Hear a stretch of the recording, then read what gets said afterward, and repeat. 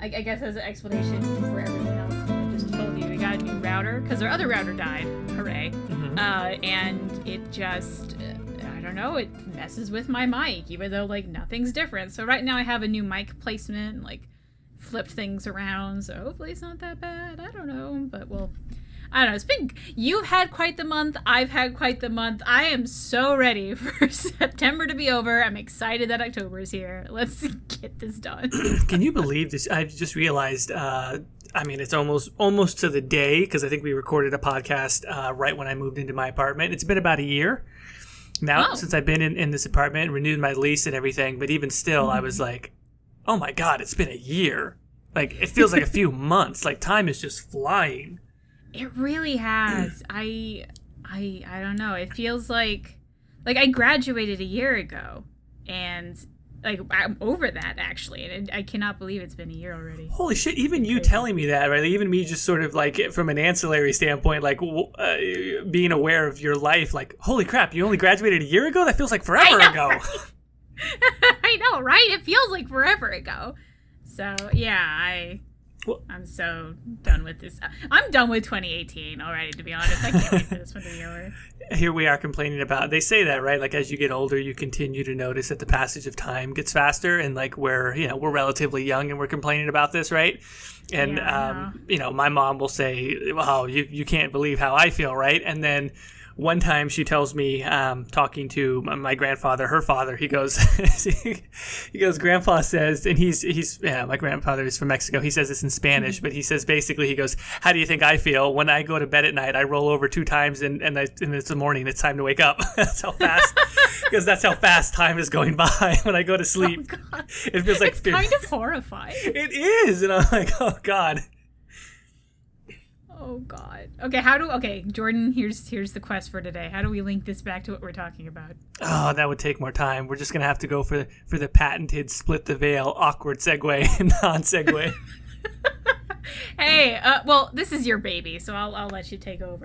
I'm making you do this. Well, no, we wanted to talk about. I guess it's a quote unquote serious topic, but I just find it to be a fascinating topic, and maybe one that if it were to be treated with an appropriate amount of balance and also probably an appropriate amount of levity, since there's going to be a lot of self-deprecation on my part during this talk, we wanted to talk about video game addiction. And that can be a serious topic. It can also be a topic that I'm sure that we're going to tongue-in-cheek poke fun at, because both of us have played a lot of Bioware games. Yeah. Like a startling amount. A little bit. But yeah, we thought that would be kind of fun to delve into. In particular, if there is a Bioware angle, so to speak, it's, you and I are a perfect case to state that maybe there's something really addictive about Bioware games in particular, or the other kind of half of that is there a particular personality type that is drawn to Bioware games and we just have addictive personalities? Oh, I know I do, so that's done for me. But so, all right, where do we want to start? Do we want to start with what is gaming addiction, or at least what the not the media, but the ICD calls it, or do you want to start with whatever? That is kind of where I started my journey of looking into it, and I think you may have gotten ahead of me on that front, so I think that's a perfect place to start. All right, well, we'll start there. So, as many of you know, is it late June, I think it was, the ICD released that they are going to put gaming disorder into their files, I guess. I don't know what you would say. So a lot of people don't know who the ICD is in the World Health Organization. A quick little summary. The World Health Organization creates something called the ICD, which, if I was smart, I can remember what that stands for. It's like International Classification of Diseases or something. I forget it. Mm-hmm. But what it is just a giant book of literally anything you could be diagnosed with, either mental, physical, literally anything. And it has a listing of what it takes to get that diagnosis. Now, fun facts, here in America, at least for psychology, we don't actually use that. So at the moment, America doesn't have gaming disorder, but we'll get to that in a bit. But anywhere else that uses the ICD, which is most places, they now have the ability to diagnose someone with gaming disorder. So at least what I could find The gaming disorder that they say, I'm currently reading an article on WebMD because that was the one I liked the best, and they have 3 different points of how you can get diagnosed with a gaming disorder. Point number 1 is a pattern of behavior for at least 12 months in which gaming is out of control. Based on what I saw in other articles, that means that you can't stop. Like, you think to yourself, I need to stop this, and then you just don't. And this happens for at least a year. Yeah. Not like small little patterns, not just a month, for a whole year. When you genuinely want to stop, you can't. So point number 2, a pattern of behavior must be shown an increased priority given to gaming, to the point that gaming takes precedence over other interests and daily activities. What the World Health Organization put out a lot was instead of like moving or even eating, you choose to game. And then point number 3 is a continuation or escalation of gaming despite the occurrence of negative consequences or behavior that affects one's relationships, education, or occupation. The example they give is this can mean that a teenager may play video games instead of doing homework and end up failing a test. I hate that because everyone kind of does that, but I think a better example would be, Jordan, let's take you, for example. You decide that you're going to play a Mass Effect from start to finish, and you just don't go into work at all. For a couple days, you don't call them, you don't do anything. You're just kind of so focused on this. You might not even know that you're doing it. You're just sitting there in front of your computer and you just lose track of time. That's kind of what they're going for here. And that's kind of the main what they're looking for in a diagnosis. Yeah, that diagnosis criteria seems very reasonable to me. I actually hadn't read through all of that, and I know that in some of the studies that I had looked at, I don't think that they were using that even as their criteria, right? Some of the ones that I looked at were they were polling participants on how much they played weekly or daily, and then the researchers seemed to set a threshold of some sort that past a certain amount of hours, they would have classified that as an addiction, which I found that to be totally spurious. Because it's not delving into the key point of what you mentioned was, I want to stop and I'm not stopping. I mean, that's got to be the clear definition, I think, of most addictions. Yeah. So what's interesting about this, kind of going back to why America doesn't have that, so in America we use the DSM, the Diagnostic Manual. I forget the name of it, I'll be honest. We just say DSM. The DSM. The DSM. We're on the DSM-5. It came out like... I should say, it takes a while for this thing to update. The current one, DSM-5, came out in like... 2014, maybe? It was really not that long ago. But before then, it hadn't updated since like the 90s or something. Like the previous DSM-4, like... there was just a lot of things wrong with it that I'm not even going to go into. But anyway, so it takes a couple years for this thing to update. And apparently there was a discussion for the DSM to include this. But they, from what I can read, they couldn't have a consensus on if gaming addiction is its own thing or if it's just like an addiction in general. Like, is there a difference between someone who works out too much or who eats too much versus games too much? Or is that all the same disorder? And that's kind of what they're arguing about now. They recognize that gaming disorder could be a thing. They just don't know if it's the same thing as some other addictions. And that's kind of what they're arguing about right now. Yeah, I think it was maybe... is someone addicted necessarily to video games or just, say, computer activity in general? Was that one of the things that, or digital media, I guess? Which is a fair question. But yeah, just when you were reading through the criteria, I find that like the 12-month thing especially, I find that to be pretty forgiving, right? Like, I mean, you could think if somebody was totally ignoring their life for 3 months to play video games, I wouldn't raise as much protest if they wanted to say that classified as an addiction. But to say 12 months, I think, I mean, what are your thoughts, right? Is that criteria pretty good?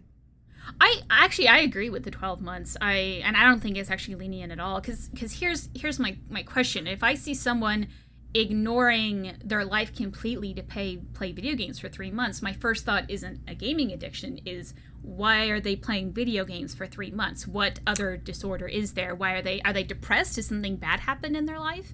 So it's then becomes more of a question of what triggered that versus if it's 12 months, it's probably not something it was triggered. That's just what that person has become.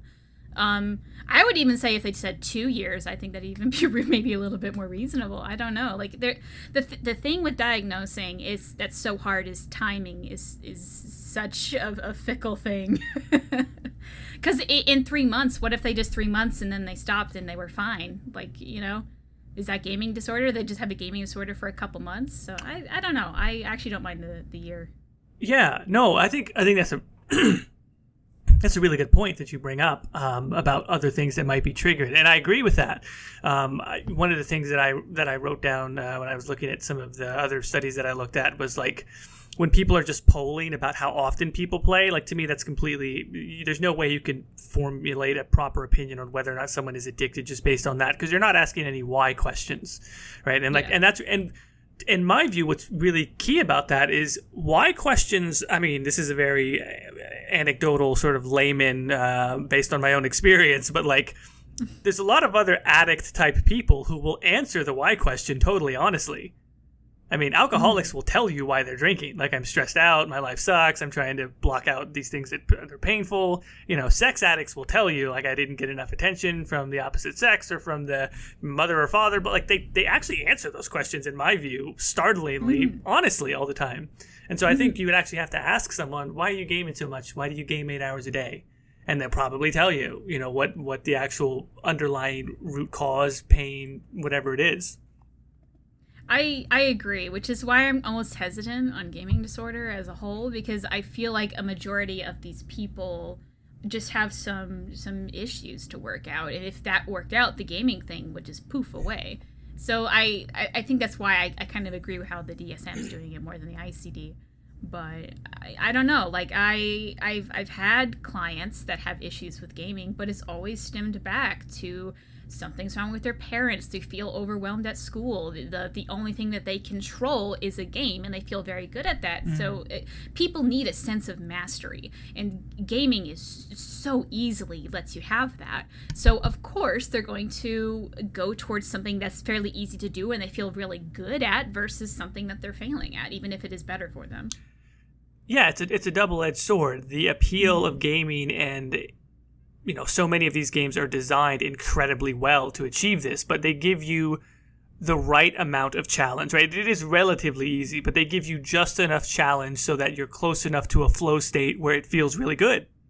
You overcome a challenge, and incrementally the challenge increases, but it's definitely stacked in your favor. Most games are stacked in your favor so that you're definitely going to win or complete the game or complete a majority of the missions that you have an interest in. There's actually a very small percentage of gaming that is actually meant to not be beaten by most people, right? Like, there might be a new game plus or like certain side missions that are meant to be really difficult, but basically everything in a game is meant for the average player to be able to be victorious in. And so,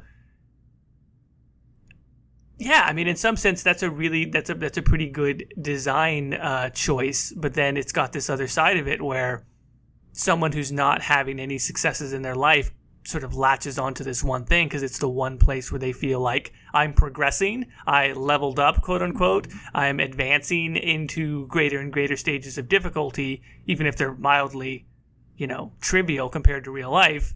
You're still advancing and you're still winning at something. Exactly.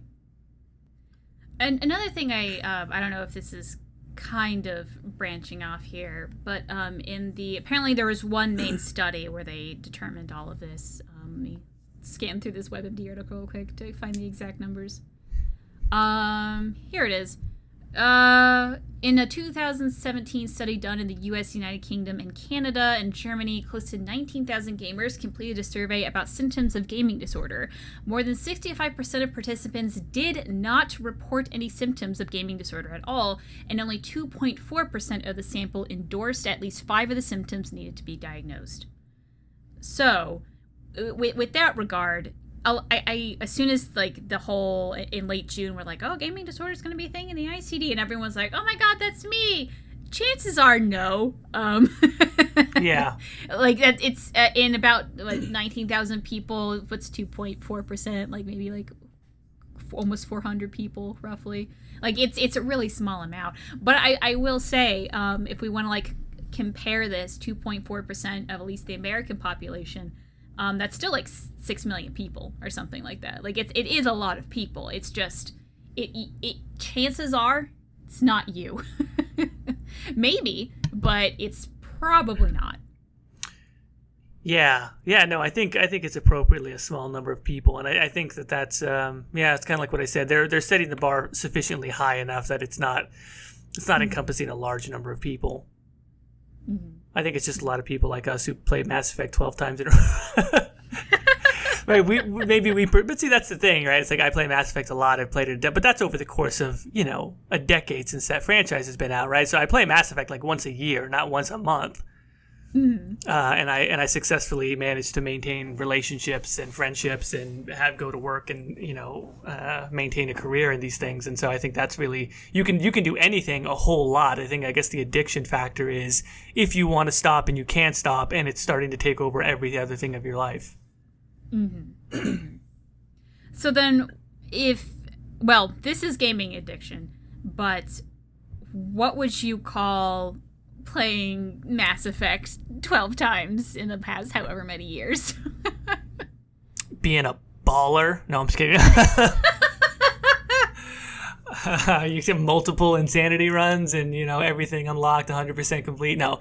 I mean, that's a good question, right? What do you call that? Like, I mean, I guess if we'll spin it both two ways, right? The most positive way possible and the most negative way possible. The most positive way possible is like, I'm just incredibly curious about something that is, at least reasonably speaking, could be argued as a piece of art. And it's like, if somebody went to a particular museum and to stare at a sculpture or a painting, and they did that once a year or once a month, and they spent an hour every time they were there just staring at the same painting, and they just couldn't get away from it, someone might like borderline go, hey man, you're like really obsessed with this painting. Or if you listen to a song over and over again because the lyrics really speak to you, someone might say, wow, like 12 years, really? You haven't gotten tired of that song? But it probably wouldn't be classified as an addiction. It almost certainly wouldn't be classified as any type of disorder or anything like that. It would just be you are intensely curious about this piece of art and you're looking to extract all of the possible meaning from it that you possibly can. So there's that element of it, but then there's also the element of the fact that the themes that are inherent in the story and the progression of the characters is also tied into this character progression, this gameplay factor that has a very short-term reward mechanism of you defeat this fight, you defeat this mission, but then a slightly longer term of you level up your character how you want to, and there's an element of choice in that. So there's the play aspect of it, which is just you can repeat it over and over again and have fun because the mechanisms are well designed. And then there's the art aspect of it where I'm just continually extracting all of the little bits of meaning out of these particular stories to the point where anyone who's looked at my channel and is familiar with my work can see me analyzing the camera movements in the scene that introduces the Archon, or analyzing the similarities and the differences between the introductive scene of Rex versus Drac and Mass Effect 1 and Mass Effect Andromeda respectively. And it's like I'm extracting all of the little bits of meaning out of this series. And so I guess that's the most positive way to look at it. The most negative way to look at it is just like, I don't know, this guy's just bored. He doesn't like new things. Like, he's just a boring guy who could eat the same food all the time and watch the same shows. And, maybe it's just that kind of thing. Like, why doesn't he move on to something different? He's just a boring guy. I guess that's the worst way to look at it. Now, you said, sorry, it's going to get a bit psychology, maybe personal on you here, but would you say those things about yourself? Would I say that I'm a boring guy? And you eat the same foods and you watch the same TV shows. To a certain extent, yeah. But I'll tell you something, I guess personal, is that I figured out that could be really positive for me, right? Wake up at the same time, eat the same food, sit in the same chair, work out the same way, go to the same place. Like, for me, that's how I actually end up attaining a lot of success or progress. I think there is a certain part of my personality that fights that. Like, I like variety and I like novelty a lot, and so I tend to like flit from this and that. So like more novelty and more something that I haven't seen, but my attention span then becomes shortened. I think it can get even shorter than it already is if I just keep searching out new novelty. Whereas if I instill a little bit of like discipline, I guess, to say just establish the routine, do it every day, that's generally when the most progress happens for me. So yeah, I would say I can be a bit on the boring side. Like I definitely eat the same food. I can't watch shows, and that's what's really interesting about games. I don't like to watch movies multiple times more often than not, and I really can't watch like a series multiple times as far as shows. But with games, I think it's the element of choice that gives it that feeling of new but familiar. See, I completely agree with you for my own life, but I would say that that's actually not as unusual as you might think it is. Like, people need structure, especially children. Yep. Like, children thrive with a very strict structure schedule. So I think adults do too. Like, people just are shown to be able to deal with things better if they wake up at a regular time, if they have a pretty regular schedule. But if things like get out of whack, it really throws some people off. It's not just you, it's not just me, it's a lot of people actually. So especially with people with depression, one of the first things you want to do is just get them on a nice little schedule. And even if they don't want to, as long as they keep going forward with that schedule, they actually might just get better. Just because it gets them to do something healthy. Yeah. At least that's one of the goals of giving people with depression a schedule. But I guess going on my side now, I hate watching movies. I don't really like it. I don't know, because I like that. I think for me, almost a very equal thing of why I like playing Dragon Age so much is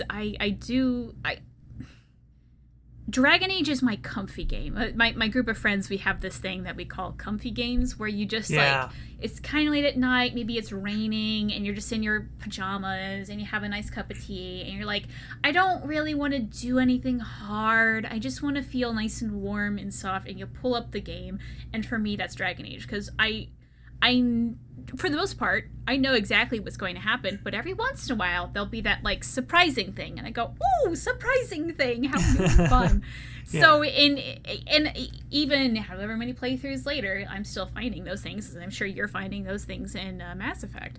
So, and, like, my friends have various other things, like, I got one guy friend who's into trucking simulators. What the heck even is that?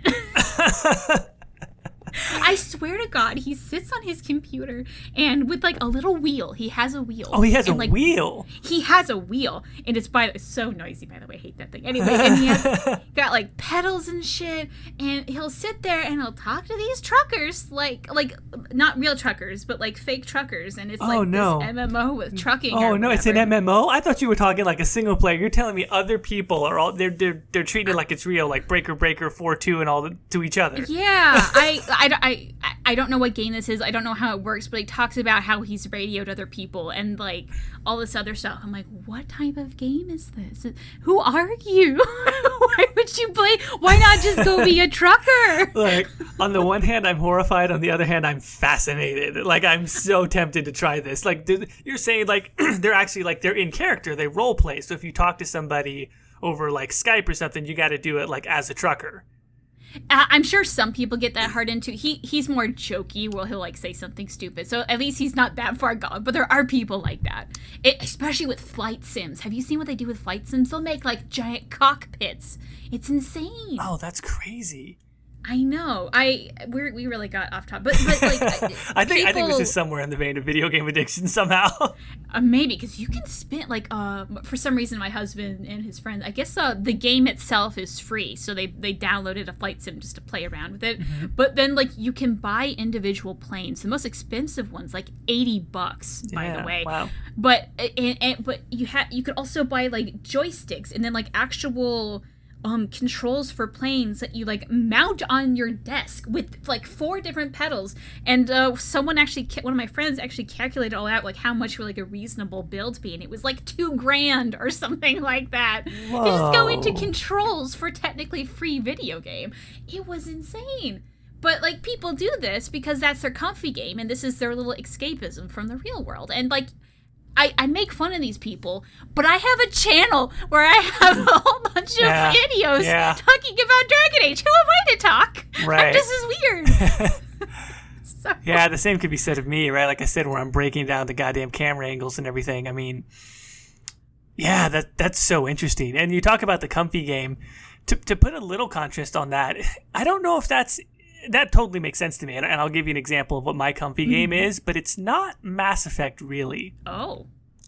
Every time I play Mass Effect, it's not quite like a comfy game. Like when I sort of gear up for it, like my annual playthrough or whatever, it's more like I don't normally chip away at it. Like I almost play it kind of like how I did when it came out, right? Like I kind of like blow through it pretty fast, like if I have the time, and sometimes I don't, but if I have the time, like I play it pretty intensely, and I'm like immersed in it, and I'm like thinking about it when I'm not playing it. It's weird. It's like I enjoy sort of almost sort of reliving the first playthrough, but it's not reliving the first playthrough because I do things differently. It's like I'm trying to role play it better each time, and I think because I am familiar with the plot, the characters, and what's going to happen, I feel like my role play gets more and more satisfying each time I do it.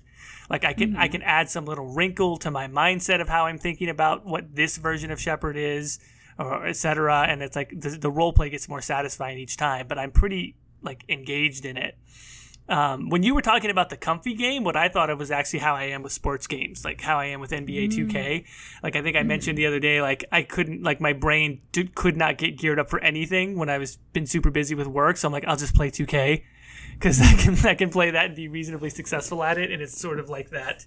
Yeah, I don't want to do anything hard. I just kind of want to like run through some games on 2K. Okay. Really random. Another great comfy game, Stardew Valley. Mwah. I've heard that. I've heard that from people. Yeah. I don't know if you're into like, it's like harvest. I wouldn't say a farming sim. We say farming sim, then we go back to like the flight sim, the people, or whatever. Yeah. But like Harvest Moon. I don't know if you played Harvest Moon. Anyway, this is off topic. Yeah. No, that's how I understand Stardew. I've never played it, but I've heard it. I've always assumed it's like Harvest Moon.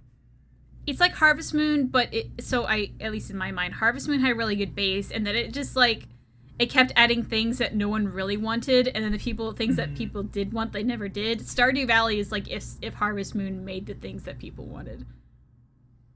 So, I appreciate that. Anyway, where do we go now? I don't know what to talk about. I was gonna say, it sounds like we're both kind of in agreement about the way that we perceive potential video game addiction. I think we're both on the thought of what else is contributing to this, right? What are the underlying factors? Is it really that playing too many games is a disorder in and of itself, or is it sort of the manifestation of some other disorder? Is it perhaps a potentially healthy but potentially unhealthy coping mechanism for other stimuli, like other problems that may be manifesting in a person's life? Whether it's problems, in family, or being bullied at school, or it's, some other stressor is acting upon this person's life, and they're using video games as a bit of an escape valve, as a bit of a way to immerse yourself in something that, could have a positive story, could give you a sense of completion, or maybe even self-worth, because you're able to complete something at least mildly difficult in a video game. And it could be positive from that sense, but then it could be negative in the sense of, you like the relief and the escapism so much, you just start, like, you only want to do that. And then you start completely ignoring the other stressors in your life and not taking any time to deal with them. I mean, I kind of feel like we're agreed on that aspect of it, yeah? Definitely, yeah. So, I mean, I guess then the other question is, like,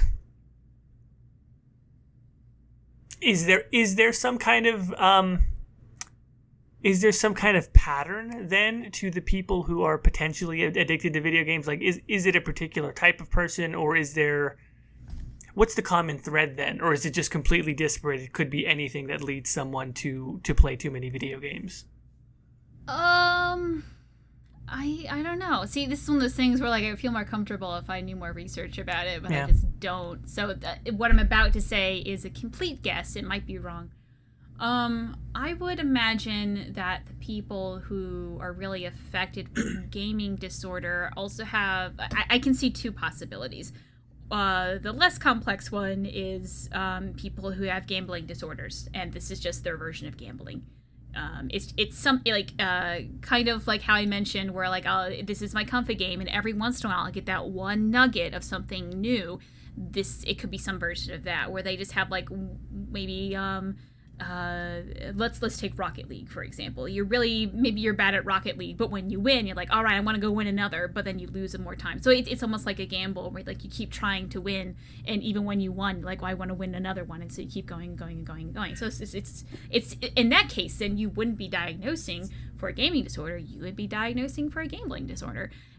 And another possibility I could see is people who just have issues dealing with their real life and like are really heavy into the escapism. And I don't mean like people who do LARPing and stuff like that, but more like people who have disassociated from their lives and like just they sit there and like, okay, for this next hour, I'm not Caitie, I'm Inquisitor Inquisitor Llywelyn. Call me Inquisitor Llywelyn. I'm so heartbroken over Solus or whatever. So I think those are the two possibilities that I could see being more affected by what this gaming disorder is. And I also think in a way those two things are kind of gendered even. You see more gambling disorders with men, and you see more women who have problems with dissociating. So that's, I don't know, interesting fun facts. Men are more prone to risk taking, and women have stronger. I mean, of course, I'm using generalities here before anybody. Yeah. Men are more prone to risk taking, and women generally have maybe more inherent empathic skills or empathy. Mm-hmm, mm-hmm. And maybe that's where the dissociative versus, like, say, gambling, like that's immediately what jumps to mind. Mm-hmm. Could totally be. What I would like to see if gaming disorder really becomes its own thing is that they find their little niche in between the dissociative thing and the gambling thing. Because if I have someone that comes in and I see more of the dissociation or the gambling, I'm not going to diagnose them with gaming disorder. It would have to be its own little thing. And at least what I'm seeing now, it would be a very unique person to have just gaming disorder and not the other two. So I honestly don't know if DSM's ever going to pick this up. I don't know. Which I should say, like, I obviously have a bias for DSM because this is what I was taught on. I do think in general maybe ICD might even be better because the DSM has some, what's the word, corruption issues? That's it. We're going to discuss that offline, I promise, because I have questions about that also. Yeah. So I guess another thing to kind of look at is like, what does gaming addiction cause per se, or like what are some of the other effects that might happen if someone is playing too many games? One study that I did find, which I'll send over to you, which I did not have nearly as much time to research this as I would have liked thanks to the week I had, so I haven't looked at that study in depth, but it seems to have found that there is not as much of a strong correlation between high levels of gaming and problems with attention. And being able to focus in a multivariate analysis when you look at it controlled for like other factors, right? So like family environment and, things at school. Also gender had a lot more to do with predicting attention problems than someone simply playing a lot of video games. So I don't know. I think that's interesting to look at too, because I think that's one of the factors. It's like, okay, let's say you are playing a lot of video games. What do people perceive as being a result of that? What are things that are problematic that might arise because of that? This is going to be a small rant that is related, I promise. What I don't get is in the past, probably since video games were a thing, people are so quick to blame video games for violence and then lack of attention and all sorts of things. And like, the research has always flip-flopped on violence in video games. I'm of the opinion, I think we've even talked about this one time, I'm of the opinion that violent people play violent video games and therefore skew the data. But that's just me. But I think for this right now, did you know one of the most misdiagnosed things probably in America, this is actually also my opinion, but is ADHD. Oh my God, ADHD is just the worst. There are people with ADHD. It is a real disease. But then you get these people who I'm harping on teachers now because this is my issue. But you get teachers all the time. It's like, this kid has ADHD. He cannot come back to this school. I'm not exaggerating. That has been said. He cannot come back to this school unless he's on ADHD meds. And you come in, the kid doesn't have ADHD. He has some trauma or whatever. And yeah, maybe the ADHD meds would work. But it would do better just to bring the whole family in, or at least just the kid in, to work on it, and the teachers just have to deal with it. And ADHD medications, some of them, I don't know all of them, at least what I've been told, can be really damaging to children, right. and like their growth, and like how much they eat, and all the time you hear parents whose kids go on ADHD medications like, my kid turns into a zombie, and they really do. They just kind of like really hone into things, and it really affects the boys more than the girls, because just in general boys are more they have problems expressing themselves, which would lend more towards ADHD. Which, another fun fact, trauma in children, the exact same symptoms as ADHD, which is why it's so commonly misdiagnosed. Anyway, but I'm going all over the place because I'm very passionate about ADHD. No, that's really good information, and you're not speaking out of ignorance. You're obviously professionally informed and formally educated on these topics, so it's...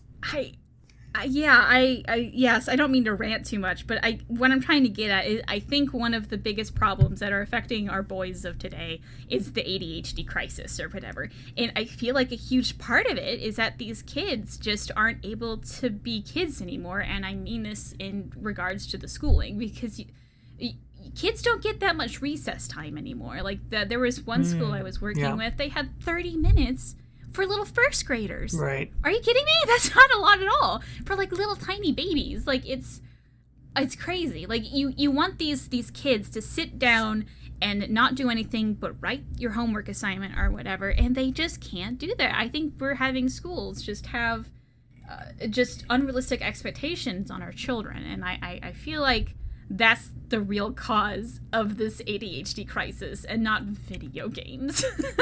Well, no, bravo. I agree with everything you just said. I don't have the same standing to give statements on this. I'll pose this idea more as a question, right? Because for me, I played a lot of sports growing up, and so I was constantly doing things physically. I mean, you mentioned kind of the recess. I mean, do you think that kids being more sedentary could contribute to that? Like, there's just, I mean, for lack of a more sophisticated explanation, like just pent up energy, like they need to go run around some more?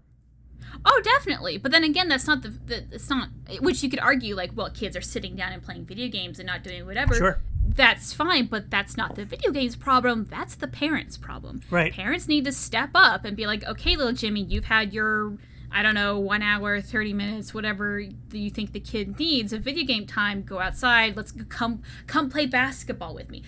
Doing things with your kids is also so important. Don't just like throw them a ball and say, have fun. That's I'm going right. to go watch my soaps. Yeah. Actually get out there with your kid and be like, play basketball with me. Play softball with me. Like that's so important. Or at least have them friends, siblings, something. Like it's, I think this isn't, I think, a video game problem.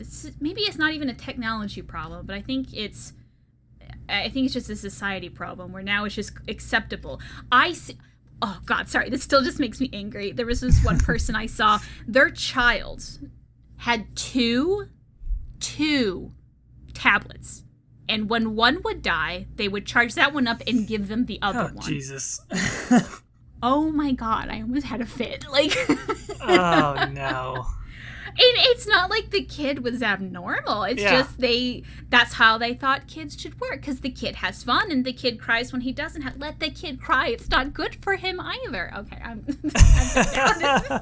This is turned into a tablet addiction episode. Is what the man. Ooh, but it's not the kids and it's not the tablet. It's the parents who are using it as a way to like check out. And I get it. Parenting's hard. I understand. Yeah. But you got to do what's good for your kid. You can't be lazy about it. And I think that's what the problem is. Anyway. Yeah. Take that. Caitie drops a mic. Okay. So I think again we're kind of in agreement there as far as if it's an attention thing. And again, while I haven't delved into this study deeply, that's one study that people can look at. There was another one that was kind of looking at, again, a variety of different factors which might contribute to like other like physical health issues. They did not find like a strong causal link, at least between video games and say other health issues compared to other factors.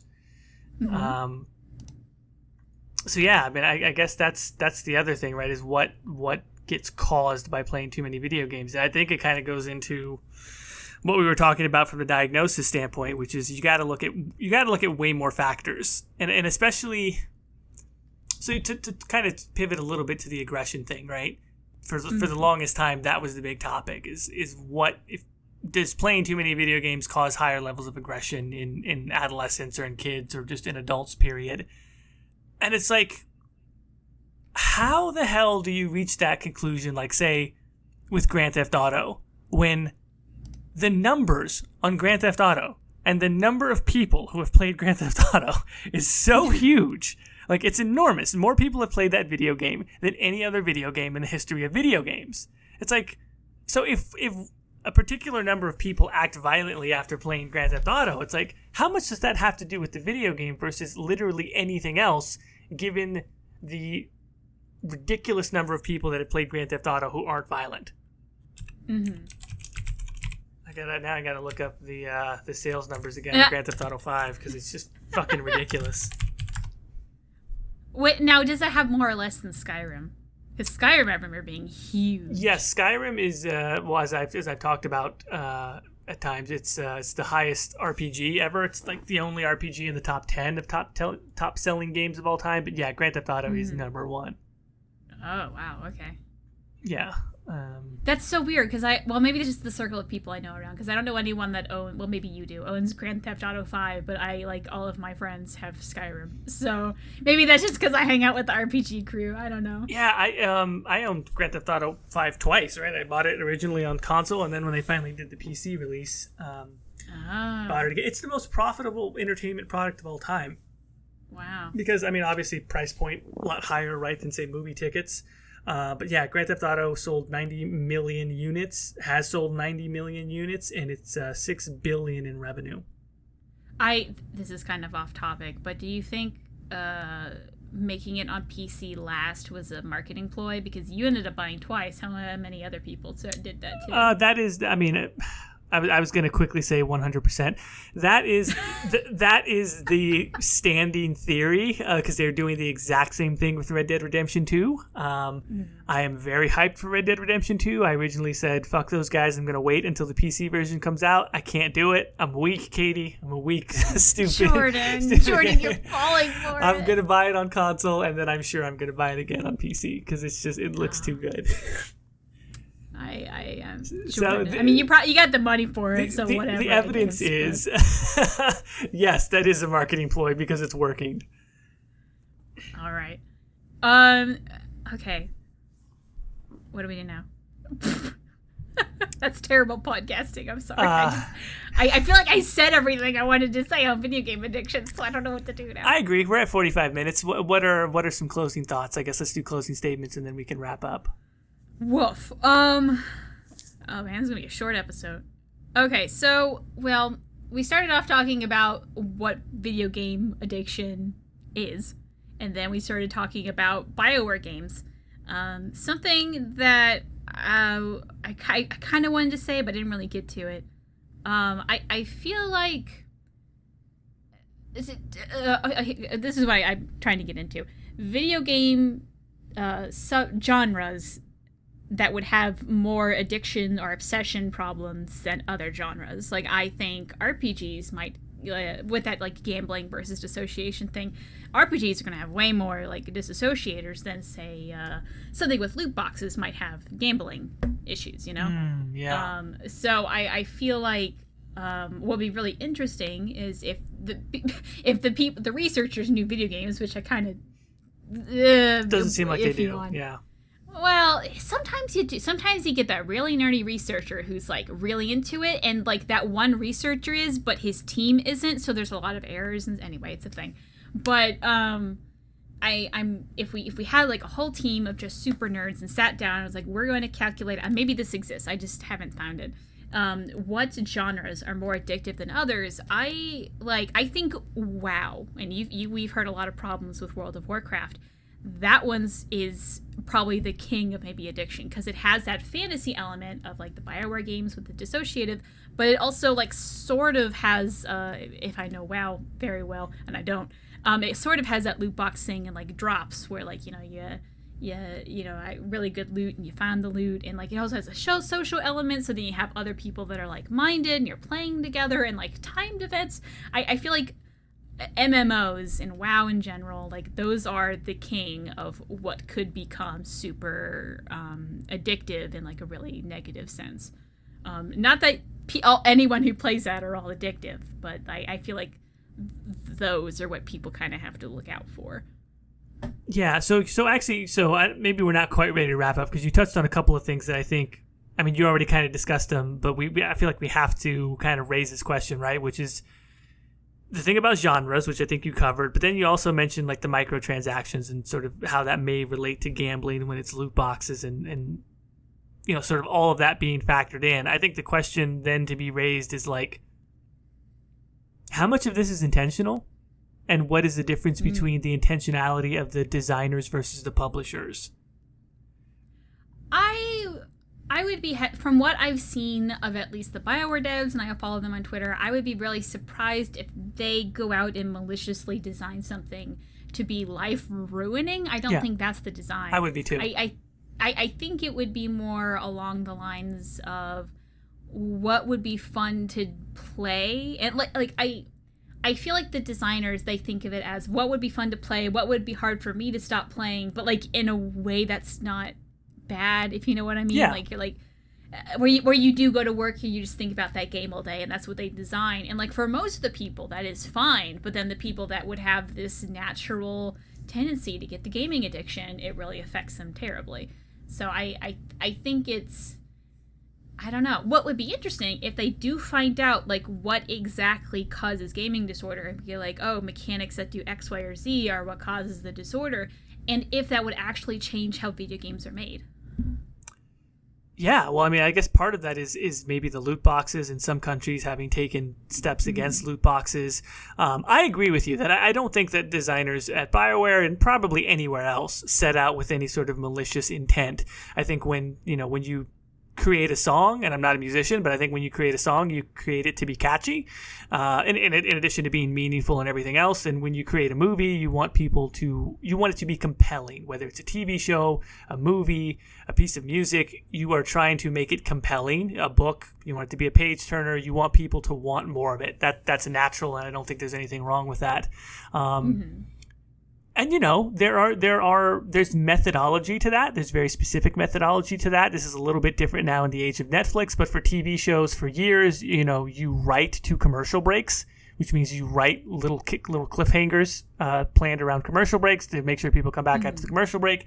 I mean, there's little methodology interwoven into making something compelling, and I think that's a natural part of making something that is meant to be shared with people, is to make it compelling. But there's absolutely marketing research, and companies are absolutely employing people like psychologists and various other people to figure out how do we elicit more buying decisions. How do we lower people's inhibitions to buying things and buying multiple times and buying large quantities? I mean, companies are absolutely studying the psychology of consumers to figure out how to get them to spend as much money as possible. I mean, I don't think that's a controversial statement. And I guess my only concern with video games is that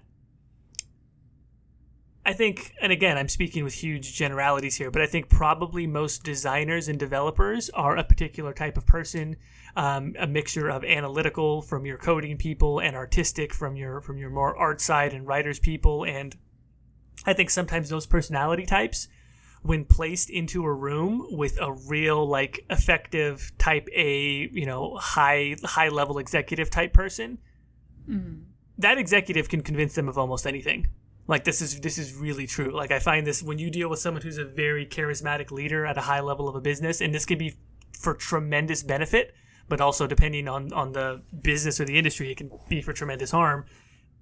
Look, they're almost like politicians. It's just like, they are where they're at for a reason, because they can sell anybody on anything, kind of a thing.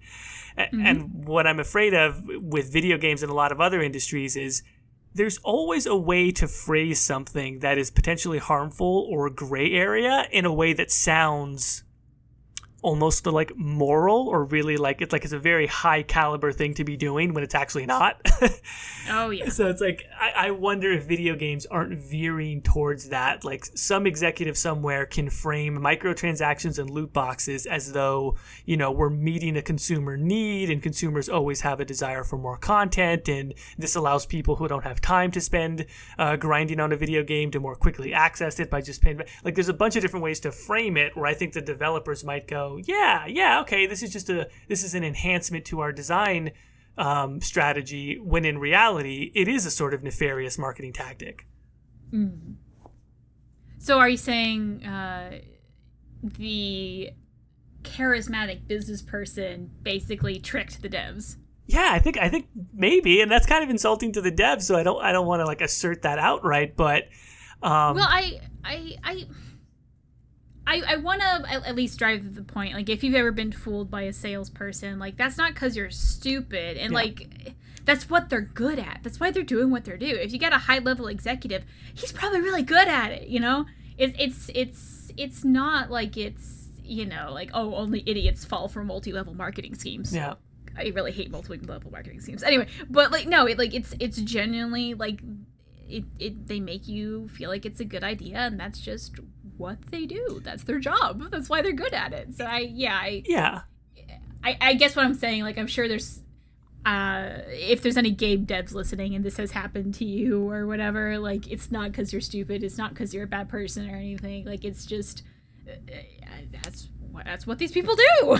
Yeah. They do it well. And it's a tool. I'd be tricked. It's a tool set, right? And like any tool, it can be used for good or bad. If you're in a leadership position within some company and, you're enacting some sort of change, then invariably you will have resistance that's, let's say, maybe not as grounded in like factual disagreement so much as it is just like you're fighting against status quo and people are resistant to change. And so then you would use your skills to get buy-in from people, say, that work with you on a good change, on a positive thing that people are just resistant to because that's just how they are. So that's a positive use of that tool set.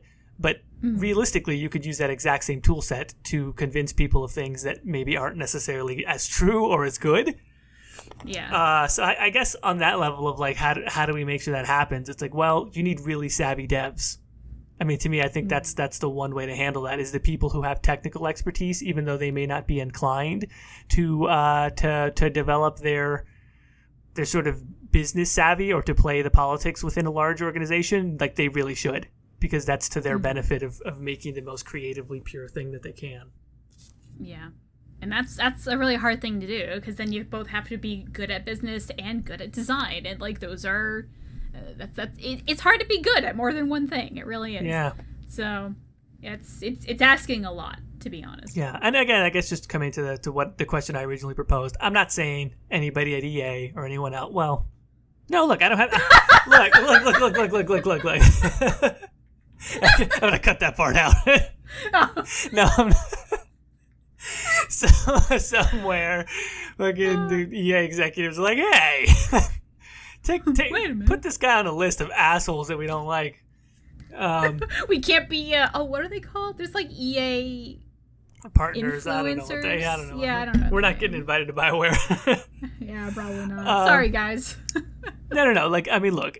As much as I might have some inclination to make that sort of, statement from like a surface level analysis, I don't have evidence, right? I don't have real evidence to actually leverage that assertion. So, without concrete evidence, you can't say something like that. So I can't say that anyone at EA or another publisher is definitely trying to do something nefarious. But I do definitely think that they're trying to get you to buy as much of their product as possible, and they're definitely trying to lower any resistance that you might have to buying as much of their product as possible. And in the course of doing that, like, people are human. They may not have set out to do something immoral or unjust, but if you're driven and your mission is to get your company to sell as many of its products as possible, you might veer down some paths that are not exactly good. And we should neither assume that they are definitely doing that, because that would make us paranoid and rabid, which some people are when it comes to companies like EA. Like, all joking aside, some people are just paranoid and rabid. They're looking for something to pounce on. You mean Reddit gaming? Yes, exactly. Yeah, okay. But neither should we be certain that they're not doing it, because then that makes us naive and culpable. As consumers, we need to have a balance there where we're not assuming that they are doing something nefarious, but we're not certain that they're not. And so we just pay attention and we look out for things. And yeah, some of the loot box stuff I think has been nefarious, and maybe they didn't mean to go down that path in that way, but they did, and people pushed back. And there have actually been we've gotten EA to effectively walk back a couple of these things. Sometimes through boycotts, sometimes through social media. Probably, I think the legislation aspect in certain countries was most impactful. But yeah, if we want to quote unquote do our part to make sure that video games aren't veering any closer to being inherently addictive than they need to, then I think that's probably part of it. Is watching out for stuff it's really marketing, but it starts to seep into design, and it starts to actually make the design worse in the sense that it's tilted too much towards eliciting more buying decisions. I think in a small way people can kind of help with that in keeping a lookout for it and calling it out when we see it. But not in the way that our gaming does it, because that just gets annoying. Yeah. It's like every other month there's like EA's making a game again. I'm like, oh god. Yeah. Even the comments are starting to get like, all right, we've heard this. Can we get some new content? Like, yeah, it starts to be an echo chamber, and it's what's weird is like people start to virtue signal with their hate for EA. Do you know what I mean? Like they're essentially they're what's it called? Karma mining, not mining, but. Karma whores? Karma whores, yeah, basically, right? Like they know an inflammatory EA's the devil comment is going to get, minimum 50 upvotes or whatever it is, and so it gets ridiculous. Let's have a fun game right now. I'm gonna go over to Reddit or gaming, and just on the front page, how many anti-EA? Don't do it. Let's see. God, Reddit's okay. gonna We already hate us. have like, oh my god. I guess today the trend is my broken family or my marriage or whatever isn't going so great, so here's my gaming rig. I guess that's today's oh boy thingamabob.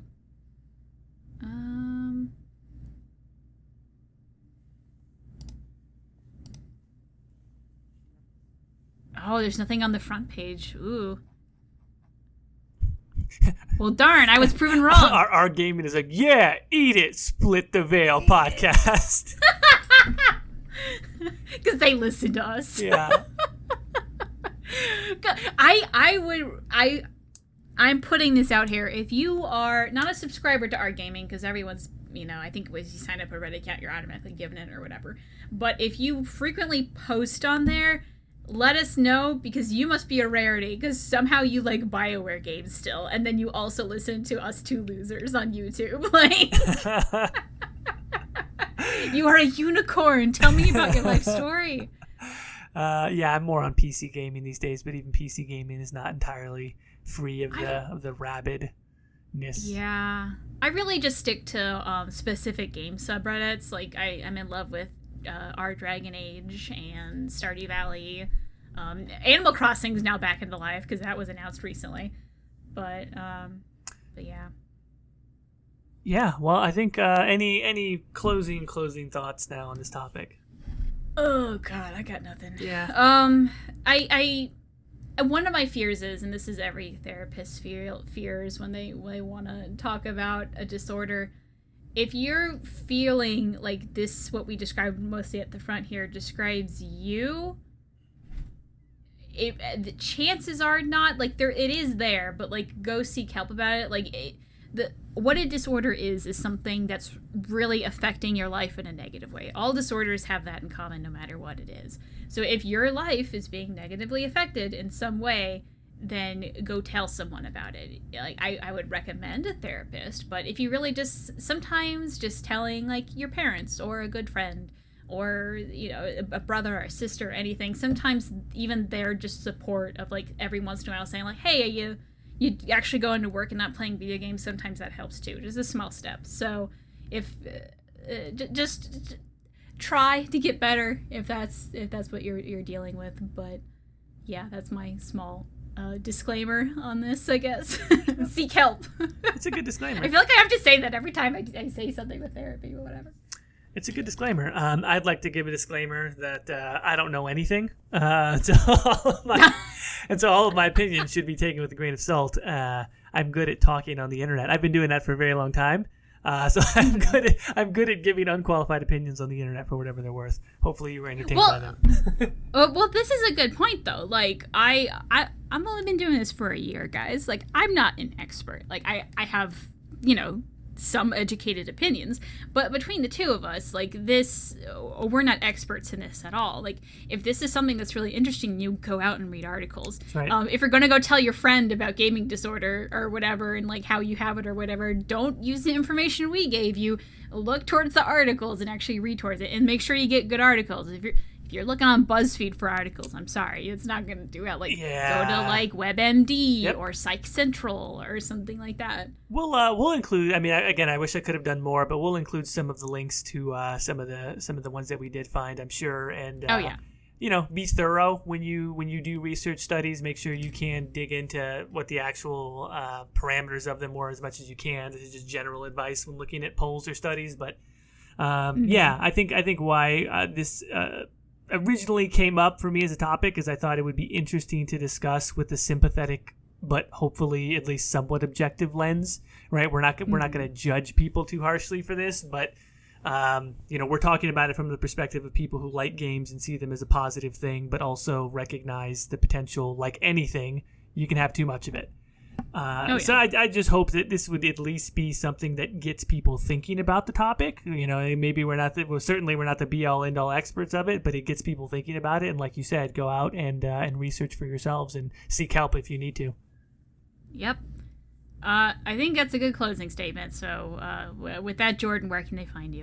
People can find me on The Exalted March on YouTube. You can find me on Twitter at The Exalted March, and as well on Instagram at The Exalted March for all of your mildly pretentious cinematic, thematic, and sometimes business breakdown of everything Bioware. And I'm Ghildirthalen on YouTube and Twitter. Gillanon